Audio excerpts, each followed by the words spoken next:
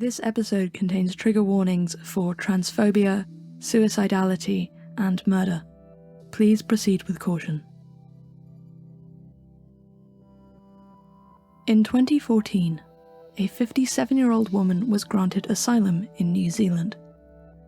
A formal statement from the tribunal in Auckland declared that it would be unduly harsh to force her to return to her home country, where her safety and well-being could not be guaranteed, where she could be subject to further violence and persecution as a minority. This woman was a British citizen. Seeking to escape a life of abuse and trauma she feared she may be forced to return to in the United Kingdom. She had suffered this persecution due to her existence as a transgender woman. To be trans is both to live in constant vulnerability and exist in a precarious position where survival is uncertain, and if you are labouring under the misapprehension that the United Kingdom is in any way a safe haven, this is where we will dispel that notion. This is the first of 2 episodes on trans rights in the UK, and myself and my fellow transgender colleagues have worked hard to bring you these episodes, unpacking the experience of being trans in this country, and looking forward in part 2 to what will have to change in order for trans and non-binary people to live in safety and security in the United Kingdom. Welcome to episode 14 of Slash Queer. You're here with me, your host, Georgie Williams. When writing an episode that is in many senses so close to home, declaring one's biases feels important. 60% of the Slash Queer production team are transgender and or non-binary. As always, talking about our standpoint, our perspective as a team is good research practice. But it does highlight an issue at the core of the trans rights movement in the UK.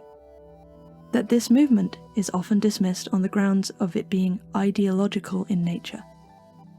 With ideology being defined as a system of ideas and ideals, the criticism here is that transgender identities and experiences are underpinned by subjective, and thus unscientific, beliefs and motivations. First and foremost, yes, transgender experiences and identities are subjective to culture, time periods, race and a great number of other factors, as are all gender identities, sexualities and social classes.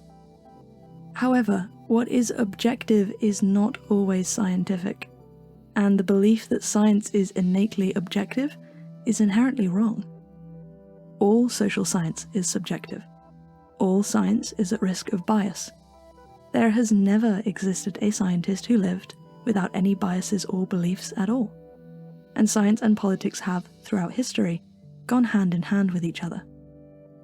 When we analyse, report or share any story, it passes through us first as a lens. We cannot turn that lens off. It is unconscious and shapes how we interact with everything around us. The human experience is subjective, let alone the transgender experience. But that does not mean that the facts and figures do not exist to back up why trans people deserve their rights. And the facts and figures are as follows. The exact number of transgender people in the UK is unknown, and while the 2021 census provided the most fitting opportunity to gather this information, the UK government took no steps to do so. In 2018, the Equalities Office estimated there were between 200,000 and 500,000 transgender people in the UK. Stonewall, a major LGBTQ+ organisation here in the UK, estimates that about 1% of the population could be transgender or non-binary, which would mean upwards of 600,000.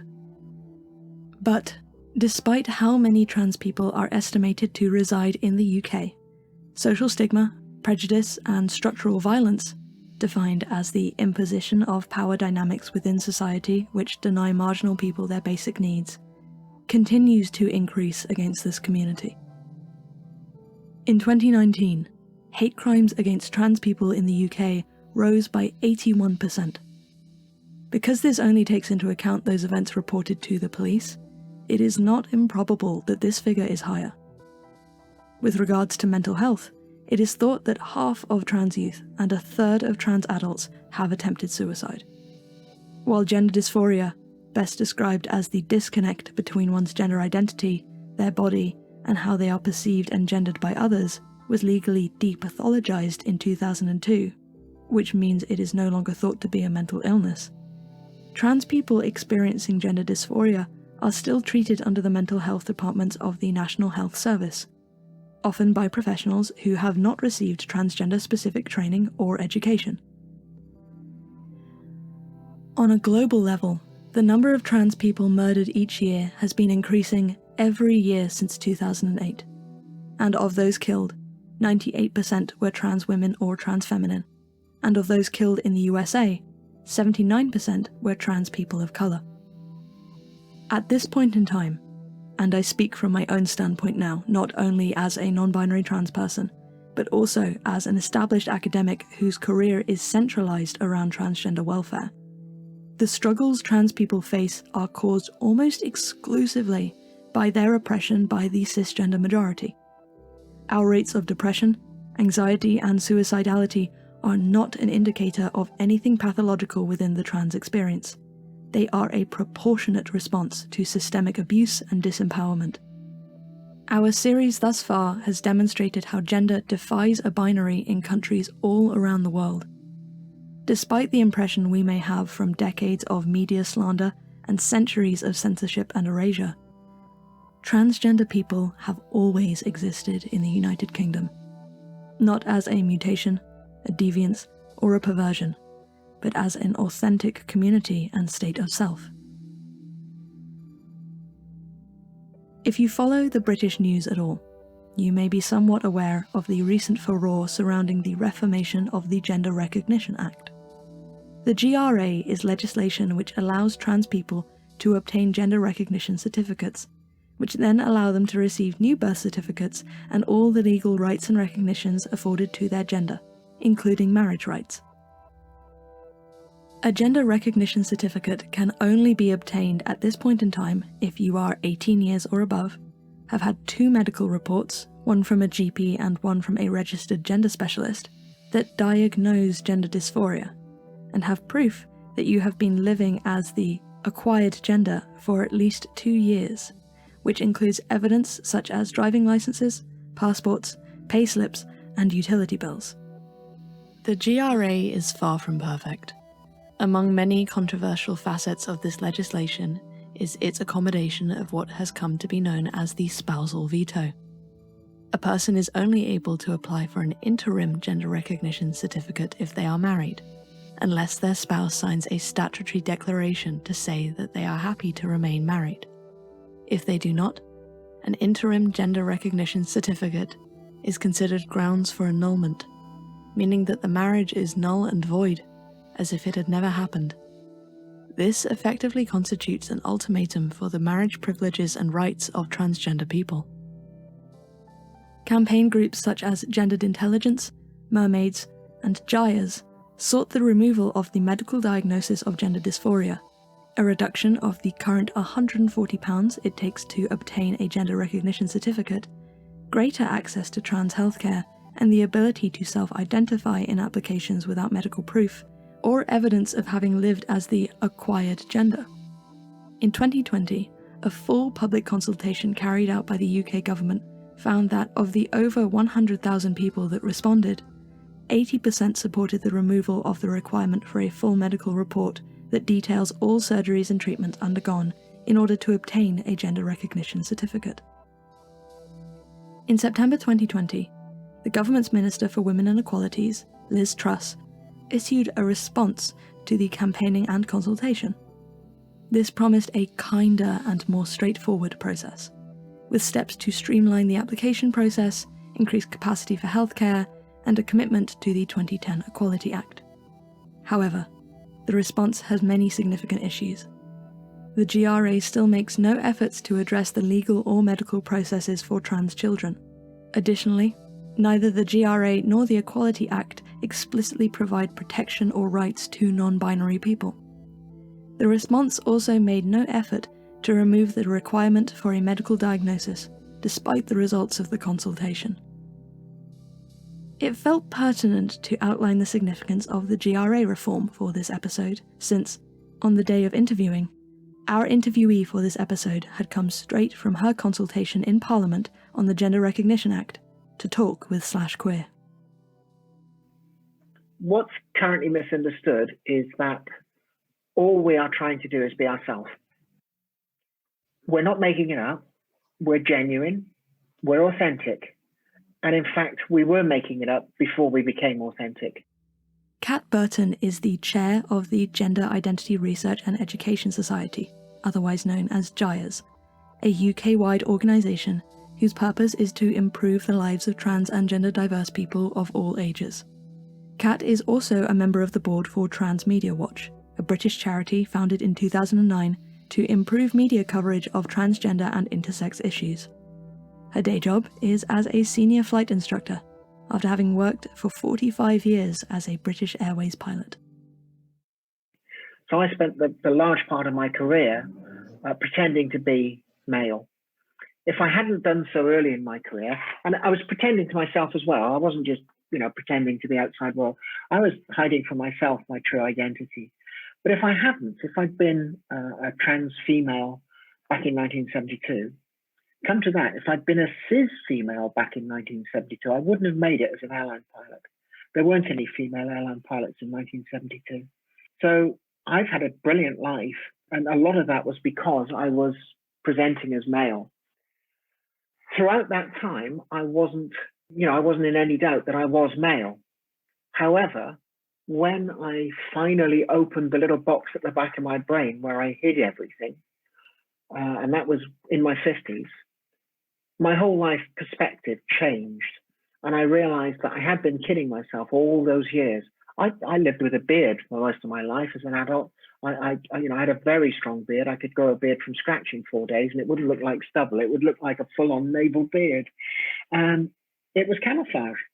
The whole flying thing was camouflage. I love it. I still can't give up flying. It's an absolute life passion. But it was camouflage. I became the chair of the Sub-Acra Association, scuba diving, and I was an instructor trainer with them.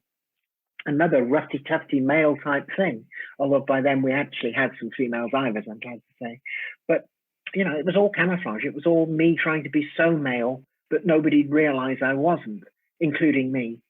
And then the box opened and everything changed. All of a sudden, I look back on so many things in my life, and with the perspective of hindsight, I knew that everything I'd been doing was because I was female, and I was doing my best not to show that, because to show it would have been too painful. To show it would have caused me to lose my job, my livelihood, my love, my career. It's amazing how much we can hide even from ourselves, just for an easy life. And an easy life, unfortunately, isn't necessarily the best life you can have. From the moment I came out to myself, my life improved, and it's continued to do so with every single day since. I am living the most productive life I have ever had. I'm the happiest I've ever been. And that's despite a recent divorce, which happened because I'm trans.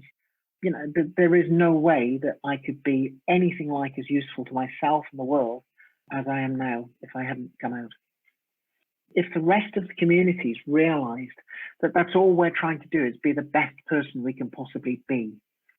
There's so much talk of, the danger of letting trans people into single-sex spaces. And what do we think we're going to do in there? I mean, the simple fact of the matter that it's derailed the Gender Recognition Act, which is a shame. But it's nothing to do with the Gender Recognition Act. It's to do with the Equality Act 2010, which protects single-sex spaces, but it doesn't give blanket protection to them. What it does is say on a case-by-case basis, you may be able to exclude trans people. All of the Equality Act provisions for single-sex spaces don't take account of the fact that there is no law on who can go into a single-sex space. I teach police cadets. I go in and give them a transgender awareness talk, and I say to the guys, I said, do you think you're allowed to go into the ladies? And they scratch their heads for a bit. And I say, well, actually, when you think about it, what if you're called to a disturbance in the ladies? Are you allowed to enter? Oh, yeah, we are then. Yeah, definitely, they say. And that's the point. There are plenty of cleaners in single-sex spaces who aren't of the right sex. All transgender people are trying to do is go and have a pee. And there is no law whatsoever against us using either space to have a P.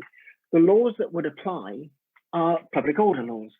So if you go into a single-sex space and cause a problem, let's say you go into a female changing room and flash up inappropriate genitalia, you are going to be committing an offence. You're going to be breaching the peace. Likewise, if you go into a ladies' loo and you go into a cubicle just for a perfectly normal, quiet pee, and you don't cause any fuss, you're not breaking the law. But if a cisgender woman in that loo decides to create a fuss because a trans woman has gone into the cubicle for a quiet pee, that cisgender woman is the one who's breaking the law because they're breaching the peace. So it's very much more complicated than just saying, you've got to protect female spaces by excluding trans women. And, trans women, generally speaking, we're not predators. In fact, the treatment for sex offenders used to be chemical castration. And one of those sex offenses was to be gay. Witness Alan Turing, who was forced to be chemically castrated. And an awful lot of trans women have been chemically castrated, even if they haven't had surgery, because we take testosterone blockers, GnRHs. So, there is no substance whatsoever to all of this. It's fear-mongering and it's orchestrated and it's directed at derailing a perfectly reasonable request to be treated as human beings in terms of gender recognition, in the same way as we are in so many other countries these days. One of the things that you've so clearly highlighted there is that one of the biggest misunderstandings is that trans people are pushing for the trans rights movement just because we are trying to cause a fuss or because this is some arbitrary decision that we've made, instead of it being our authentic selves, it being our identities. And that leads me on so well to my second question, which is, how does research and education play a part in transforming social perspectives on transgender and non-binary identities? And what changes do you feel need to be made in both sectors for the sake of the wider trans and gender diverse community? So research and education should be the tool that allows us to prove that we are not dangerous. It should be the tool that allows us to state unequivocally, this is me, and I'm just trying to live my life. Regretfully, society doesn't pay a great deal of attention to science. It doesn't pay a great deal of attention to the perspectives that science can bring. It's far more likely to read the Daily Mail. And unfortunately, the Daily Mail is completely scientifically illiterate. And so are an awful lot of the communities that raise very simplistic questions about sex and gender. I mean, we were asked today, what would we like to see as a definition of sex and a definition of gender? Fortunately, the answer that pretty much all of us agreed on was we wouldn't like to see anybody try to define them as a general rule, because if they did, the fact that English law doesn't recognize any difference between sex and gender in most English law would mean that most English law would have to be rewritten to differentiate between one and the other. Because, if it says gender, it means sex. And if it says sex, it means gender. The difference is a recent one. But if we need to look into what is sex, what we must avoid is the simple fact that the protests against us being female or male are using year 11 science to try and justify their arguments. They are quite literally saying chromosomes are king. If you're XX, you're female. If you're XY, you're male. And that's utter rubbish. There are so many people, and they're even more underrepresented in society than trans people, who are intersex, who may have an extra chromosome or just a completely different set of chromosomes. Far more influential in terms of how a person develops in the womb and beyond are hormones. So are hormones king or queen? And the simple answer to that is it's complicated, because my hormones are almost exactly the same as any other postmenopausal woman. I've virtually no testosterone. I have not too much of all the other stuff either, because I've stopped taking it. I'm 68 and I've gone through a menopause reasonably gracefully and had all the hot flushes and everything else. And what does that mean? Does it mean that most postmenopausal women aren't women anymore? Well, of course it doesn't. Of course it doesn't. It's it's all about lived experience. And okay, for an awful long time, my lived experience didn't let me acknowledge that I was female.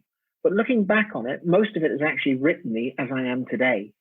My experiences come together to form me. And my experience is not only different from yours as a non-binary person, it's different from cisgender women, but it's also different from every other transgender woman. In December 2020, a High Court case focused on the prescription of medical and hormonal suppressants to transgender children by a gender identity clinic, or GIC, in London, known as the Tavistock Centre. These suppressants, which pause the release of hormones during puberty, are best known as puberty blockers. Ultimately, the High Court ruled that children under the age of 13 were highly unlikely to be able to consent to these blockers, and that it is, and I quote, doubtful that children aged 14 or 15 could understand and weigh the long-term consequences, and that those 16 or over could consent to the treatment. This is a complex case with many different layers and facets of importance, but what is most significant to understand is that this ruling effectively re-entrenches cisgender and gender-binary adhering individuals as the norm, and any form of transness as a deviancy that children must be protected from. This parallels the moral panics around Section 28 in the 1980s, the UK legislation that ultimately prevented gay teachers from being out about their identity in schools because of the assumption that, firstly, children weren't gay without external influence, and secondly, that children could be turned gay via exposure to gay culture, and that this should be avoided. Corruption and perversion narratives have historically been used to demonize and ostracize people based on race, socioeconomic status, gender, disability, and sexuality. Transgender moral panic is merely a redressing of gay and racial moral panics from the 20th century. The government's approach to trans rights thus far characterizes a long history of people in positions of power not listening to trans people on the very issues that define trans experience. This dismissal of individual experience and knowledge is something Cat has much experience with. You know, we're individuals, we're human beings who have an ingredient called being female or being male or being neither or both or whatever variation on non-binary you might be. And that simple fact means that my ingredients are woman, every bit as much as any other woman, but I've got another ingredient which floats to the top when it's relevant, called being trans. If it's relevant, I'm perfectly happy to embrace that as one of my ingredients. But if it's not relevant, let's say I'm teaching people to fly. I'm an instructor. Being female is not that relevant, although it tends to mean that I get more female students than some of the other instructors. But it's not especially relevant to being a flying instructor. So at that point, my ingredients that matter are that I'm a very experienced pilot who's able to pass on those skills. When I'm in an interview like this, yes, I'm female, but happily, I'm also trans. Otherwise, you wouldn't be talking to me today, and that would be a shame. So all of those things need to be improved, not only by research, but believable research and the education that gets that research across, mostly to journalists, unfortunately. If we could get the media more on side with them actually listening and learning, then we'd probably have an easier time with it. But the whole general public needs to actually listen to us, because we are gender experts, each and every one of us. Yeah, I totally agree. I think you and I mentioned before our interview here that it feels like the conversations that trans people have within your own groups, they're so different from the conversations that we have with people outside of our community. They are so much more nuanced. We all have to be anthropologists, psychologists, endocrinologists, because we live in this state where we continually have to justify our existence. And I think that is perhaps is one of the more frustrating aspects of all of this, is that people are so dismissive and infantilizing of our experiences and our standpoints and our perspectives, when we have had to put in the effort and do the research and learn how to self-advocate. Yeah, and all of these arguments that we get, most of them are literally year 11 debating points. And I'm not up for debate. I'm me. And, that's the simple fact of the matter, which is why an awful lot of trans people shy away from interviews. It's because we're so used to being ambushed, and not necessarily just interviewers asking awkward questions. I'm happy to field any question, but most particularly by other people on panels. The panel may well have people with very minority views, and anti-trans feeling is actually a very minority view with a very loud voice, despite the fact that they're constantly saying they're being silenced. They're not, because they're the ones that have got the ear of mainstream media in the UK at the moment, which is pretty much all transphobic. So, they've got a very, very loud voice, and they've got some arguments which on face value sound quite persuasive. And of course, we don't necessarily get the opportunity to put our even more persuasive arguments to the people they're talking to because they don't want to listen to us. Absolutely. And I think on top of that, one of the more frustrating aspects is that when trans people do interviews, when they are involved in the mainstream media, there is this suggestion that there is a trans debate going on. Yeah, as if one can debate human rights. And the idea of a balanced panel in the mainstream media is having a trans person, more often than not an expert, talking about their lived experience, talking about the research, and then they will have somebody on the other end who is arguing that trans people aren't even people. That is not a fair or balanced argument whatsoever. In fact, the most recent one I saw on television had 4 cisgender people arguing about our existence. There weren't any trans people on it. And I can understand why that might happen. It's because, as I say, trans people are very reluctant to be ambushed in these sort of circumstances. That said, I work with BBC, ITV, I work with Channel 4, and I'm a specialist in live interviews or live TV shows. I've been called into the gallery at ITV Wales newsroom in order to give an immediate comment. They said, don't watch the news. Come in without watching anything, because we're going to show you a clip of one of the members of the Senedd, the Welsh Assembly, who's made some very bigoted comments, and we want you to see it live on camera and make a comment, which I did. The other night, I was on live camera outside my house, thanks to lockdown, with BBC. And they'd asked me to come on because the Welsh government has just launched a really interesting campaign called Hate Hurts Wales. And they wanted me to come on and talk about it. And Adam Smith from Stonewall Cymru had pre-recorded his interview, about 3 minutes long, I'm glad to say. I think they probably filmed about 10. And it wasn't butchered. It was a perfectly good representation of the meaning of what he was saying. But my advantage was they wanted me to do it live. And when you're actually live on camera, they can't edit you. They can't make you say things you're not trying to say. It's up to you to get the message across then and to do it in one take, which is great. I love doing it. And, it's fantastic to get the opportunity to speak live, knowing it's not going to be edited. And I just find it very enjoyable. So.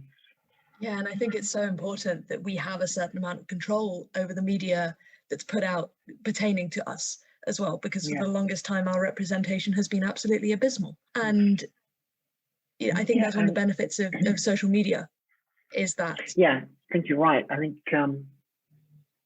the benefit there is that, again, we are self-editing.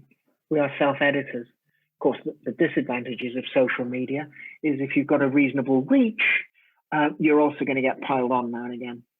That's just one of the prices you have to pay for having a reasonably visible presence on social media. It's a shame you do, because it actually, it really does affect people badly when they're attacked on social media. And I can perfectly understand why certainly some of the most prominent trans advocates take holidays from social media. The likes of Jack Monroe and Paris Lees, they get so much abuse that sometimes it's just too much. And we're people, we're vulnerable. We don't want to be hurt all the time. And, just walk away from it for a few weeks. I think Jack's handle on Twitter at the moment is Jack Monroe. I'm not here. It is, I think, important to take that time to take care of ourselves, because I think sometimes trans people feel an obligation to be visible, and it is because of this history of being invisible and pushed to the margins and overlooked. Yeah. And sometimes I think we want to put ourselves out as a positive representation, but obviously there are huge disadvantages to doing that, as you said. Resilience is a strange concept. As something we build in adversity, it is a survival tactic upheld as a virtue. Cat Burton is an example of an individual whose resilience in the face of bigotry and hostility extends beyond her, outwards, to her community work and her advocacy for those who cannot advocate for themselves.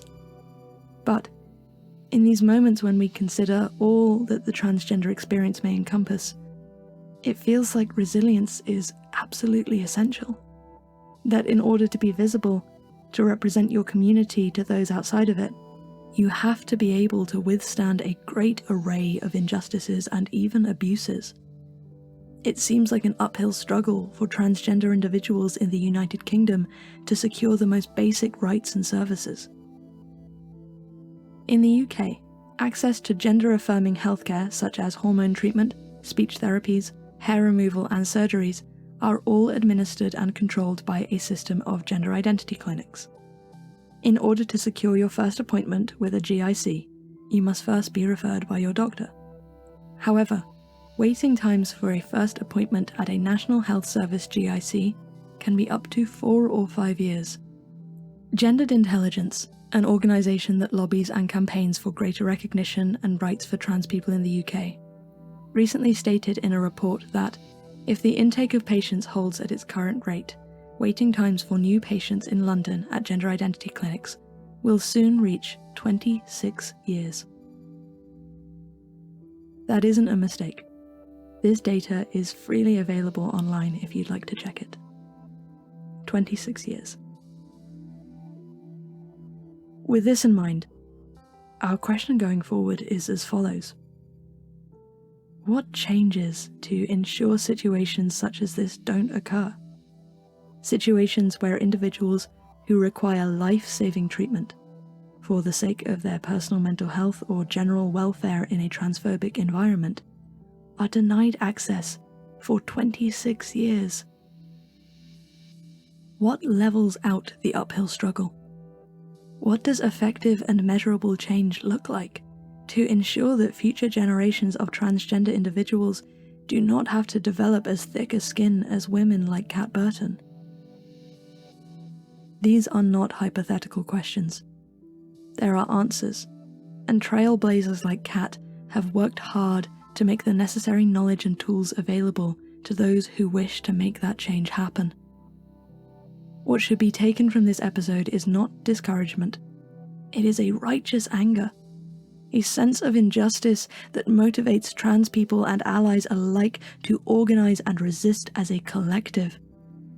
Our solidarity and desire for change can, should, and must extend beyond our awareness of all that is unjust. Implementing direct action requires us to work off of models of what a better world for transgender people looks like. In episode 2, we answer that crucial question. How do we make the United Kingdom a safe country for its transgender community?